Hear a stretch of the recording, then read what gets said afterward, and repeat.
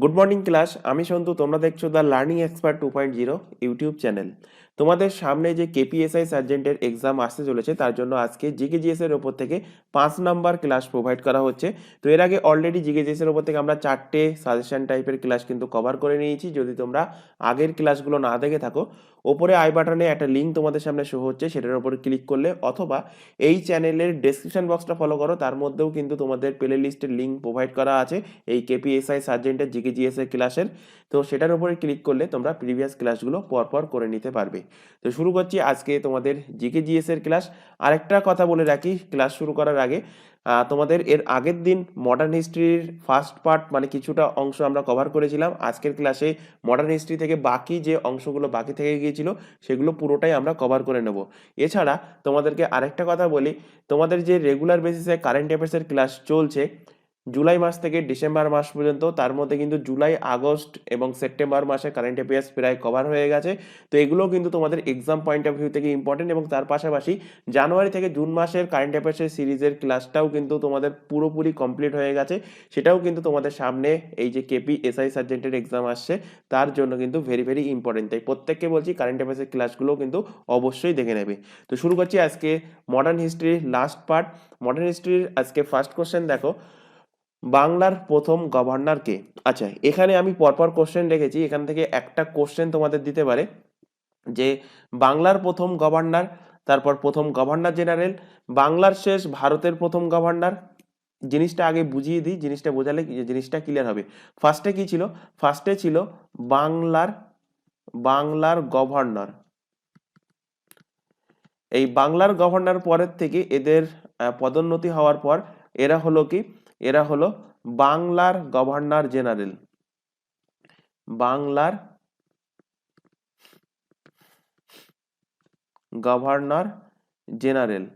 বাংলার governor general থেকে এদের পদোন্নতি হয়ে গেল তারা বাংলা থেকে ভারত। ভারতের তখন হয়ে গেল তারা গভর্নর জেনারেল। আর ভারতের গভর্নর জেনারেল থেকে এদের পদোন্নতি হলো কি? ভারতের ভাইসরয়। তো ভাইসরয় একদম আমাদের যখন ভারত স্বাধীন হয়েছে 1947 সাল, সেই 47 সাল পর্যন্ত ভারতের ভাইসরয় ছিল। স্বাধীন হওয়ার পর হয়ে গেল কি? স্বাধীন হওয়ার পর হয়ে গেল স্বাধীন ভারতের গভর্নর জেনারেল। স্বাধীন ভারতের গভর্নর জেনারেল।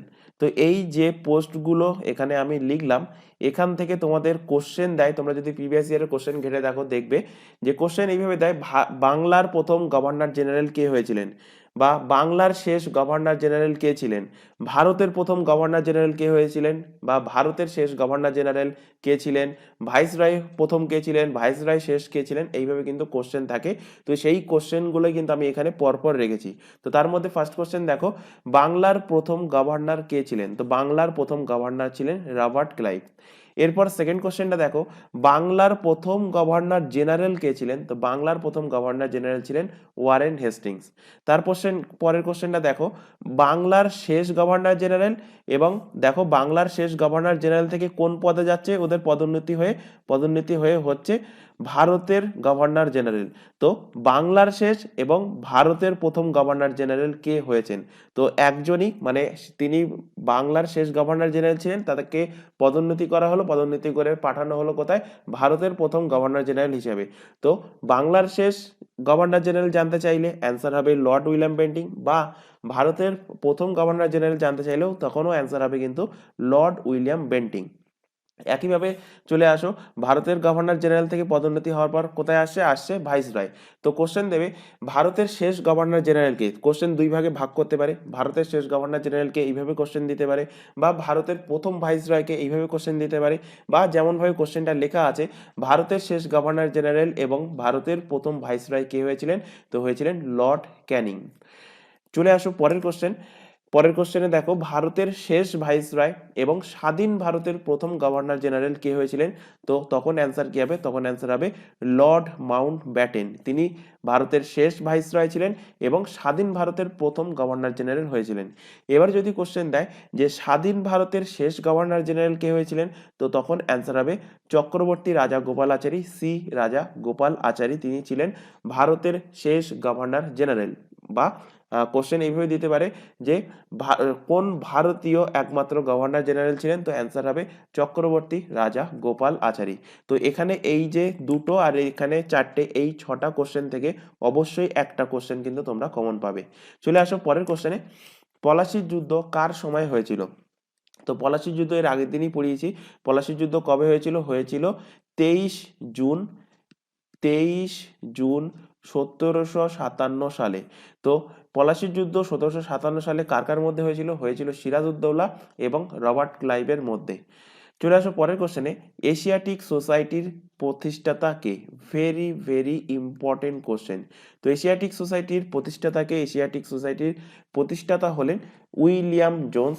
কবে এশিয়াটিক সোসাইটির তিনি প্রতিষ্ঠাতা করেন? তিনি 1784 সালে এশিয়াটিক সোসাইটির প্রতিষ্ঠাতা করেন। এখান থেকে কিছু ফ্যাক্ট তোমাদের রিলেট করাবো, যেটা আমি কোশ্চেন করার সময় ভুলে গিয়েছিলাম। তো এখান থেকে আমি রিলেট করিয়ে দিচ্ছি, এগুলো কিন্তু অবশ্যই খাতায় নোট ডাউন করবে। যেমন তার মধ্যে হলো প্রার্থনা সমাস। তোমরা যদি প্রিভিয়াস ইয়ারের কোশ্চেন ঘেটে দেখো, দেখবে বহুবার এই সমস্ত কোশ্চেন তোমাদের দিয়েছে যে প্রার্থনা সমাজ এর প্রতিষ্ঠাতা কে ছিলেন। কোশ্চেন দেবে তোমাদের ব্রাহ্ম সমাজের প্রতিষ্ঠাতা কে ছিলেন। কোশ্চেন দেবে তোমাদের আর্য সমাজের প্রতিষ্ঠাতা কে ছিলেন। আর্য সমাজের প্রতিষ্ঠাতা কে ছিলেন। কোশ্চেন দেবে তত্ত্ববোধিনী সমাজের প্রতিষ্ঠাতা কে ছিলেন। তত্ত্ববোধিনী সভার প্রতিষ্ঠাতা কে ছিলেন। তো প্রার্থনা সমাজের প্রতিষ্ঠাতা কে ছিলেন এগুলো আগে দেখে নিই, এই চারটে, তারপরে আরো দুটো তিনটে আছে সেগুলো পরে দেখছি। তো প্রার্থনা সমাজের প্রতিষ্ঠাতা ছিলেন কে? প্রতিষ্ঠাতা ছিলেন আত্মরাম পাণ্ডুরঙ্গ। আত্মরাম পাণ্ডুরঙ্গ। কবে প্রতিষ্ঠা করেছিলেন প্রার্থনা সমাজ? প্রতিষ্ঠা করেছিলেন 1867 সালে। এখান থেকে কোশ্চেন দেয় প্রার্থনা সমাজ কবে প্রতিষ্ঠিত হয়েছিল, সাল জানতে চাইতে পারে, বা কে প্রতিষ্ঠা করেছিলেন। প্রতিষ্ঠা করেছিলেন আত্মরাম পাণ্ডুরঙ্গ। ব্রাহ্ম সমাজ কে প্রতিষ্ঠা করেছিলেন? ব্রাহ্ম সমাজ প্রতিষ্ঠা করেছিলেন রাজা রামমোহন রায়। রাজা রামমোহন রায় কি প্রতিষ্ঠা করেন? রাজা রামমোহন রায় ব্রাহ্ম সমাজের প্রতিষ্ঠাতা ছিলেন। আর্য সমাজের প্রতিষ্ঠাতা কে ছিলেন? এগুলো শুনতে কিন্তু একই রকম লাগে, প্রার্থনা, ব্রাহ্ম, আর্য, শুনতে একই রকম লাগে, গুলিয়ে যায়, তাই বারবার বলছি এখনো 3-4 দিন হাতে কিন্তু টাইম আছে, ভালোভাবে মুখস্থ করে যাবে, এখান থেকে কিন্তু কোশ্চেন একটা তোমরা অবশ্যই পাবে। তো আর্য সমাজের প্রতিষ্ঠাতা কে ছিলেন? আর্য সমাজের প্রতিষ্ঠাতা ছিলেন স্বামী দয়ানন্দ সরস্বতী। স্বামী দয়ানন্দ সরস্বতী ছিলেন আর্য সমাজের প্রতিষ্ঠাতা। তত্ত্ববোধিনী সভার প্রতিষ্ঠাতা কে ছিলেন? তত্ত্ববোধিনী সভার প্রতিষ্ঠাতা ছিলেন দেবেন্দ্রনাথ ঠাকুর ছিলেন তত্ত্ববোধিনী সমাজের প্রতিষ্ঠাতা। এরপর এখানে আরো দুটো আমি লিখে দিচ্ছি, একটা হলো ইন্ডিয়ান রিফর্মস অ্যাসোসিয়েশন। তোমাদের WBCS এর এক্সামে কোশ্চেনটা দিয়েছিল, ইন্ডিয়ান রিফর্মস অ্যাসোসিয়েশন এর প্রতিষ্ঠাতা কে ছিলেন? এর প্রতিষ্ঠাতা ছিলেন কেশব চন্দ্র সেন। কেশব চন্দ্র সেন। কবে প্রতিষ্ঠা করেছিলেন এই ইন্ডিয়ান রিফর্মস অ্যাসোসিয়েশন? প্রতিষ্ঠা করেছিলেন 1870 সালে। আরেকটা কোশ্চেন তোমাদের দেয়, খুদাই খিদমতগার। খুদা-ই খিদমতগার। এই খুদাই খিদমতগারের প্রতিষ্ঠাতা কে ছিলেন? ছিলেন খান আব্দুল গফফার খান। খান আব্দুর গফফার খান, আব্দুর গফফার খান। এখান থেকে আরেকটা কোশ্চেন দিতে পারে, থিওসফিক্যাল সোসাইটি, আরেকটা হলো Asiatic society. Asiatic society, Asiatic Asiatic society, আরেকটা কি বললাম? Theosophical society.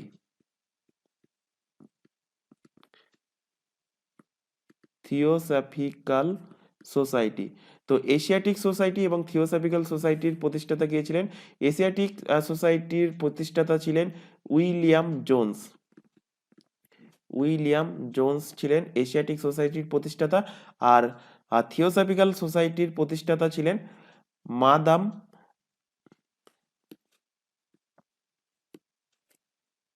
এক মিনিট এখানে, হ্যাঁ, থিওসফিক্যাল সোসাইটির প্রতিষ্ঠাতা ছিলেন মাদাম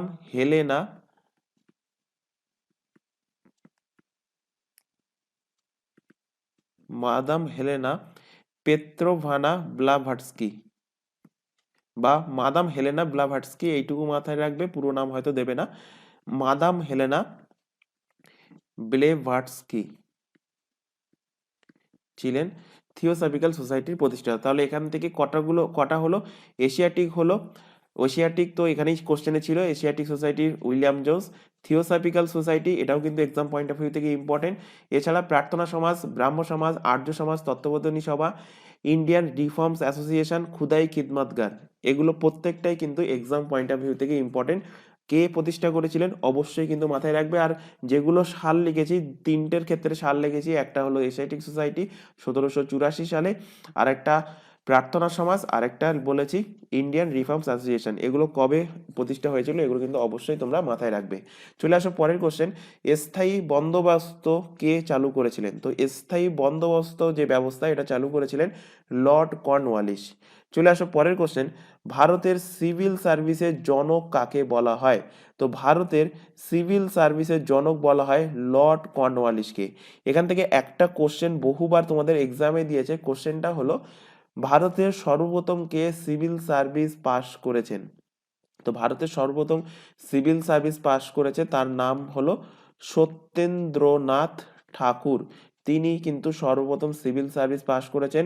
অপশানে ফার্স্ট অপশান থাকবে সুভাষচন্দ্র বোস, ম্যাক্সিমাম ক্যান্ডিডেট সুভাষচন্দ্র বোস মেরে চলে আসবে, অ্যান্সার হয়ে যাবে ভুল।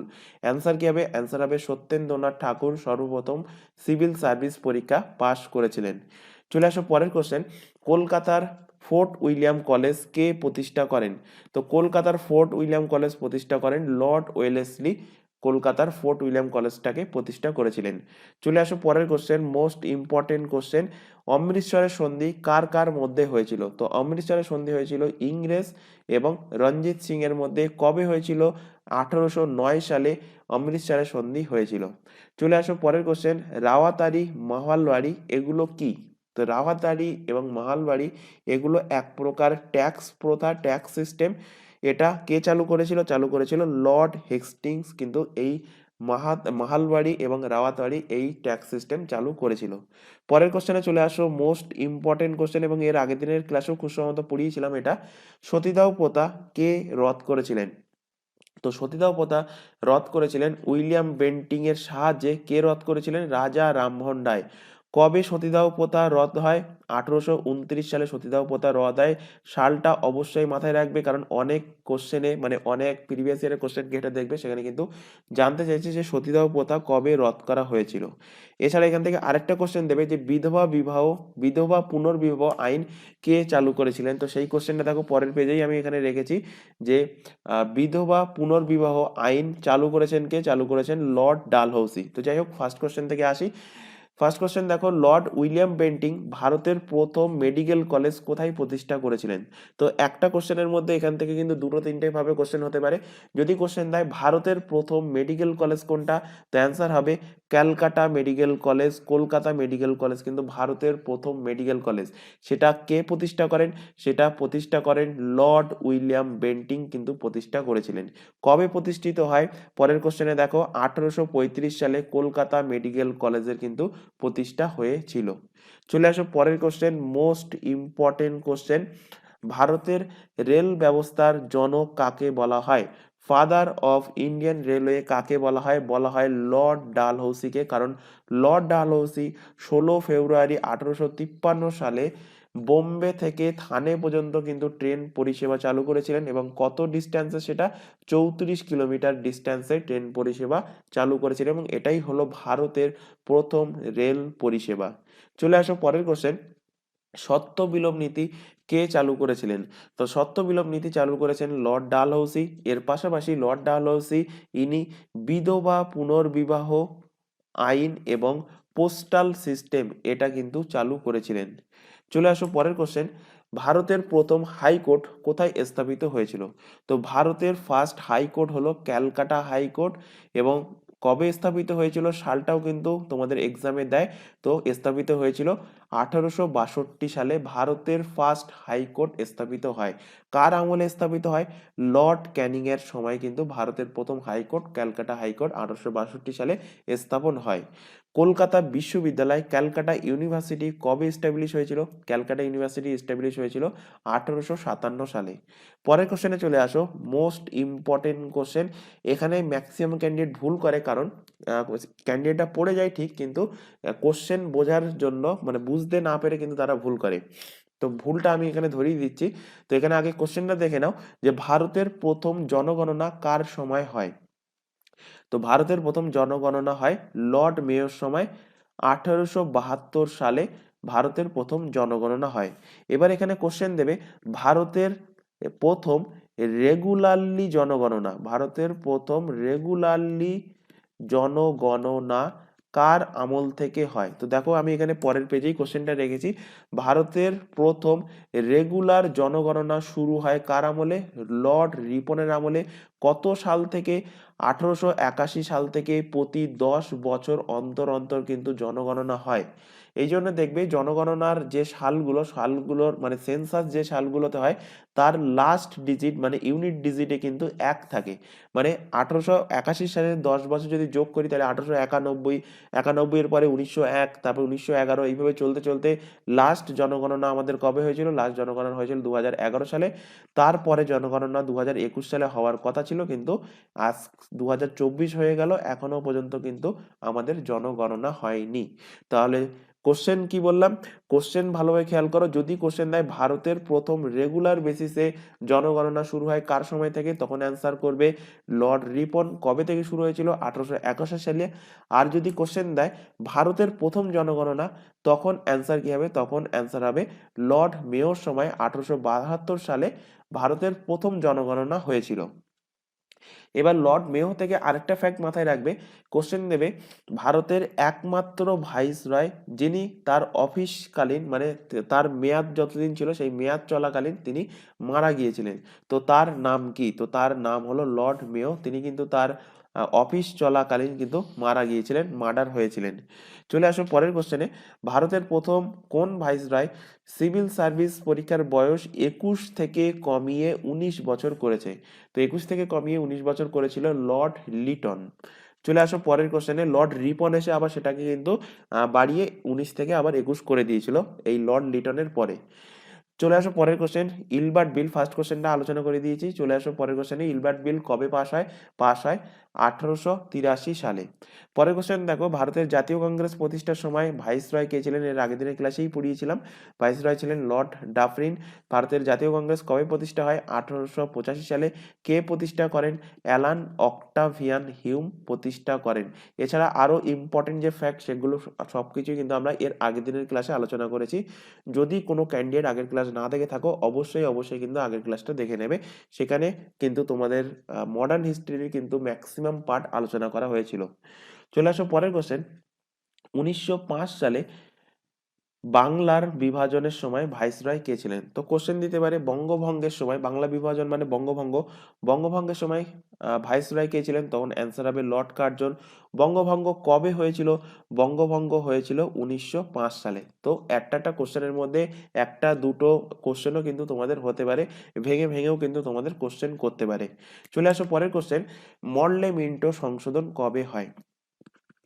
কোশ্চেনটা আমি স্টার মার্ক করছি, কারণ হলো ম্যাক্সিমাম ক্যান্ডিডেট এখানে এই মরলে-মিন্টো সংশোধন আর একটা হলো এই মন্টেগু-চেমসফোর্ড সংশোধন বা মন্টেগু-চেমসফোর্ড আইন, এই দুটোর মধ্যে গুলিয়ে ফেলে। তো এই দুটোর মধ্যে তোমরা আজ থেকে খেয়াল রাখবে মরলে-মিন্টো রিফর্মস, মরলে-মিন্টো সংশোধন কবে হয়েছিল? হয়েছিল 1909 সালে। আর মন্টেগু চেমসফোর্ড আইন পাস হয় কবে? সেটা হয় 1919 সালে। এই দুটো কিন্তু ম্যাক্সিমাম ক্যান্ডিডেটে গুলিয়ে যায়, ভালোভাবে খেয়াল রাখবে। মরলে মিন্টো 1909, মন্টেগু চেমসফোর্ড 1919। পরের কোশ্চেনে এসো। কত সালে রাজধানী কলকাতা থেকে দিল্লিতে স্থানান্তর হয়? তো রাজধানী কলকাতা থেকে দিল্লিতে স্থানান্তর হয় 1911 সালে। পরের কোশ্চেনে চলে আসো। হোম রুল আন্দোলন কে শুরু করেন? ভারতে হোম রুল আন্দোলন কে শুরু করেন? তো ভারতে শুরু করেছিলেন বাল গঙ্গাধর তিলক। 1916 সালে হোম রুল আন্দোলন শুরু করেছিলেন। কার সাহায্যে? মানে পরবর্তীতে কে যোগদান করেছিলেন এদের সাথে, এই হোম রুল আন্দোলনের সাথে? বাল গঙ্গাধরের সাথে যোগদান করেছিলেন অ্যানি বেসান্ত। এবং অ্যানিমেশনদের উপরে ফ্যাক্ট এর আগের দিনের ক্লাসে আমি পড়িয়েছিলাম যে যদি কোশ্চেন দেয় ইন্ডিয়ান ন্যাশনাল কংগ্রেসের প্রথম মহিলা সভাপতিকে, তখন অ্যান্সার হবে অ্যানি বেসান্ত হলেন ইন্ডিয়ান ন্যাশনাল কংগ্রেসের প্রথম মহিলা প্রেসিডেন্ট। আর যদি কোশ্চেন দেয় প্রথম কোন ভারতীয় মহিলা প্রেসিডেন্ট হয়েছিলেন ইন্ডিয়ান ন্যাশনাল কংগ্রেসে, তখন অ্যান্সার হবে সরোজিনী নাইডু। আর অ্যানি বেসান্ত ভারতীয় নন এই কারণে তিনি কিন্তু আয়ারল্যান্ডের বাসিন্দা ছিলেন। পরবর্তীতে তিনি কিন্তু ভারতের থেকে থেকে ভারতের তিনি রেজিস্ট্রেশন পেয়ে গিয়েছেন, অর্থাৎ তিনি ভারতের সিটিজেনশিপ কিন্তু পেয়ে গিয়েছেন। চলে আসো পরের কোশ্চেন। প্রথম গোল টেবিল বৈঠকের সময় ভাইসরয় কে ছিলেন? তো প্রথম গোল টেবিল বৈঠক কবে হয়েছিল? প্রথম গোল টেবিল বৈঠক হয় 1930 সালে, যাতে ইন্ডিয়ান ন্যাশনাল কংগ্রেসের কোনো সভাপতি কিন্তু অংশগ্রহণ করেনি। আর সেকেন্ড গোল টেবিল বৈঠক কবে হয়? 1931 সালে, এতেও কংগ্রেস অংশগ্রহণ করেছিল। আর 1932 সালে হয় থার্ড গোল টেবিল বৈঠক, এতেও কিন্তু কংগ্রেস অংশগ্রহণ করেছিল। তো কোশ্চেন দেবে কোন গোল টেবিল বৈঠকে কংগ্রেস অংশগ্রহণ করেনি? প্রথম গোল টেবিল বৈঠকে কংগ্রেস অংশগ্রহণ করেনি। এবং এই তিনটে গোল টেবিল বৈঠকে B.R. আম্বেদকর কিন্তু প্রেজেন্ট ছিলেন, যেটা আমরা আগের দিনের ক্লাসে আলোচনা করেছি। তো এখানে কোশ্চেন জানতে চাইছে যে প্রথম গোল টেবিল বৈঠকের সময় ভারতের ভাইসরয় কে ছিলেন? ভারতের ভাইসরয় ছিলেন লর্ড আরউইন। পরের কোশ্চেনে চলে আসো, এবং আজকের এই ক্লাসের শেষ কোশ্চেন বা বলতে পারো মডার্ন হিস্ট্রির তোমাদের শেষ কোশ্চেন। ভারতবর্ষ স্বাধীনের সময় ভারতের ভাইসরয় কে ছিলেন? তো ভারতবর্ষ স্বাধীনের সময় ভারতের ভাইসরয় ছিলেন লর্ড মাউন্ট ব্যাটেন। তো আজকের ক্লাসে তোমাদের প্রায় 40টা মতো কোশ্চেন কিন্তু কভার করানো হলো। এছাড়া তোমাদের যে প্রার্থনা সমাজ, ব্রহ্ম সমাজ, আর্য সমাজ যেগুলো বললাম ওগুলো কিন্তু মোস্ট ইম্পর্টেন্ট। ওখান থেকে কিন্তু অবশ্যই একটা কোশ্চেন তোমাদের থাকবে এক্সামে। আর এর আগের দিনের ক্লাসে প্রায় 70টা মতো কোশ্চেন, আজকের ক্লাসে প্রায় 40টা। প্রায় মডার্ন হিস্ট্রির ওপর থেকে 110-20টা মতো কোশ্চেন কিন্তু তোমাদের কভার করে দেওয়া হলো।